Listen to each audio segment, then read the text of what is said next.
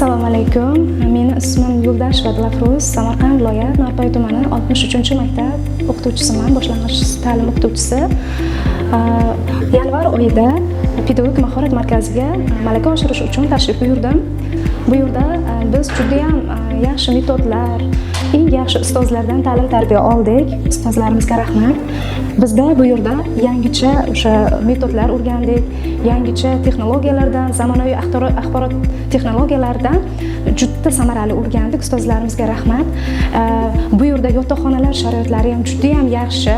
Issiq suv deysizmi, sovuq suv deysizmi, xonalar toza, ozoda, hamma taraflama bizga juda ham ma'qul. Keladigan ustozlarimizga ham bu yerga yana ham ko'proq kelib metodlar o'rganishini va ertaga maktablarga borib tatbiq qilishlarini masalan tavsiya qilgan bo'lardim.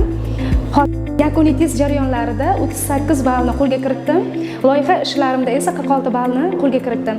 Xudo xohlasa, yaxshi sertifikatlarni olib, o'zimizni o'sha Narboy tumanida ish jarayonlarimni yanada takomillashtirib, bolalarimga, ustozlarimga mana shu yerda o'rgangan metodlarni hayotga qo'llamoqchiman.